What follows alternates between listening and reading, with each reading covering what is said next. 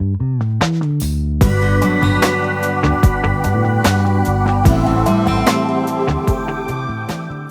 Plato's allegory of the cave, the prisoners are chained to the walls of the cave. The puppeteers are coming behind them and they're moving different objects.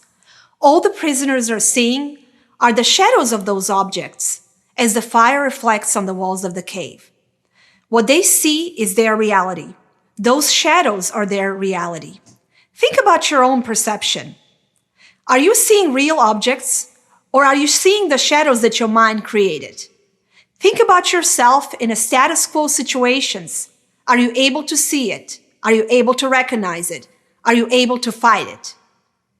As we go through life, we are not always aware of the mechanisms impacting our perception. There are different foundations that are making a direct impact when it comes to perception. Our gender, our upbringing, our life's experiences, our culture. Perceptions impact the way we interact with people, the way we evaluate our own actions, and perceptions impact the way we are engaging in the multicultural world, the way we are perceived, the way we are embraced, the way we are accepted. Perception impacts our ability to recognize situations that are in need of changing. Let me tell you a story. I was in an academic setting with a dear friend of mine, Dr. Diane Hamilton, who's a behavioral expert. We came into a meeting and we heard the identical message. We came out of this meeting with a completely different perception of what our managers were telling us. Now, how is this possible? You have two women, equally educated, working in the same profession, on the receiving end of the very same message. Yet again, we walked away with me saying, Diane, we are going to lose our jobs. Diane looked at me and she said, what are you talking about? We are getting promoted. Challenging the status quo is absolutely impossible without the EPIC approach to perception. So let's think about it. What is EPIC? EPIC is, first, you evaluate your own perception. Second, you're trying to predict, anticipate the perception of others. Number 3 is interpretation. You are interpreting by looking at all different variables. And number 4 is a correlation as you're trying to make decisions and as you're trying to increase your chances of a success.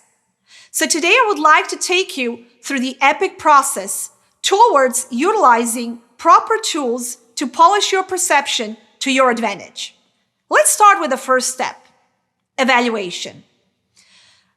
Evaluate is being aware of the situation, being in that moment.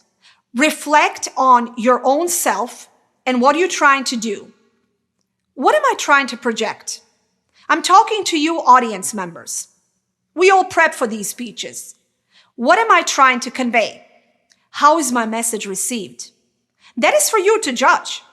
With that said, let's go back to how we become aware of our own perception. We do that through life experiences. It is very much tied to our emotional intelligence. It is tied to our personality type. Going back to my story, I always felt that Diane is more of an optimist. I, on the other hand, am more of a pessimist. Therefore, even though that still doesn't explain the vastly different perception we had after that original meeting, it may somewhat explain why we walked away with different idea what that meeting was all about. So being self-aware is tied to our emotional intelligence. It is tied to our intelligence in general. It is also tied to the way we were perceived in the past. How do people react to me? How do people react to you? What can we do better? What can we do different? A lot of times in a managerial setting, you are encountering someone who's under the assumption that they are a perfect leader. Actually, they're not. They're not self-aware. So as we work on polishing our perception, we are working on changing our own status quo. Think about the terms of what we presented at the beginning what's happening in that cave. I've created a particular perception of the reality based on the cave that my mind created. So what can I do to get out of that cave and to see reality the way it should be seen? So the very first step of the EPIC process is evaluate. The second step is prediction. So I'm walking away from that meeting several years ago. I'm looking at Diane and I said, wow, boy, we are in trouble. And she said, what are you talking about? We're getting promoted. I said, I thought we were going to lose our jobs. How did you hear that? What makes you say so? Well, they've said we're going through a drastic change. They said some of you will not like that change. They said some of you will have increased job responsibilities. She said, yeah, because we're getting promoted. I paused. I failed at predicting my colleagues, my coworkers, my friends' reaction. I wonder what impacted her to see things as differently from the way I'm seeing them. Her perception is vastly different than mine. You are successful in a business world. You are successful in your personal life if you are able to predict and be one step ahead when it comes to the perception of others. Can you read the room? Can you recognize the signs? Are you just looking at the body language? Are you just focusing on the words? Are you focusing on some other mannerisms? Or are you focusing on your prior experience with that particular individual? Therefore, if you talk about the EPIC process of perception, predicting what others are going to do will help you being more successful. As we were talking what matters the most during the evaluation phase, we can agree that what matters the most is emotional intelligence. Now, when it comes to prediction, our curiosity, our empathy plays a part. Let me explain to you as to how. I was curious to hear Diane's opinion. I wanted to know what she heard and what she perceives, as opposed to walking away, going into my own vacuum with all those heavy thoughts.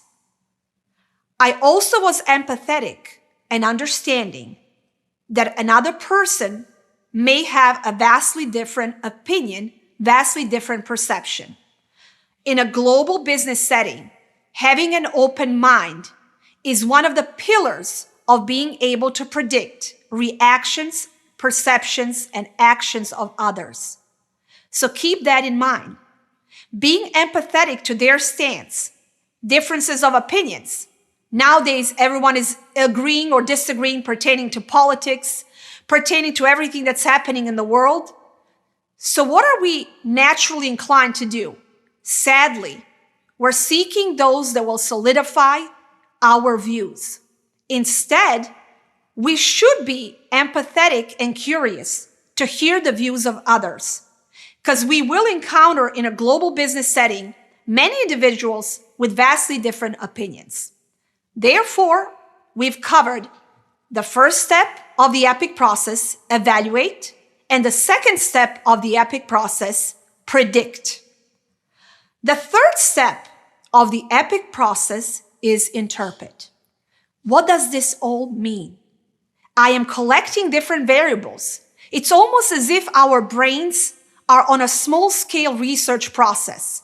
We're getting all these variables, and we're trying to create meaning out of those variables. We're trying to assess those variables as we're prepping for the final stage of a decision-making pertaining to a particular situation. So during the interpretation phase, we are hopefully suspending our judgment. We are hopefully utilizing all the curiosity, all the empathy, all the emotional intelligence that we talked about in the prior stages. And here we are now, moving forward, trying to understand it all. Back to my story, I've decided to wait. I've decided to reflect on my own perception. absorb the perception of my friend, and then not necessarily create meaning, suspend my judgment, and wait without approaching my leaders, without asking some alarming questions, without even soliciting additional feedback. I'm interpreting what just happened, trying to create the better situation for my own self. A lot of times as we evaluate, as we predict, by the time we reach the interpretation phase, we are already aware in a corporate setting that we are in some sort of a status quo situation that we are already uncomfortable with. We're trying to get out of that situation. We're trying to change it, but we're not changing it yet because we need to get to the fourth step of the EPIC process, which is correlation. So we are now at the final stage of the EPIC process of perception. We are correlating. Put your researcher's hats back on. What we're doing is we gathered all the variables. We're synthesizing those variables. We're creating meaning, and we are actually making a decision. Status quo is hopefully broken. At this point of time, what we're doing is we are deciding what to do. Those of you that are wondering, well, what happened? Diane was right. I was wrong. We actually got promoted.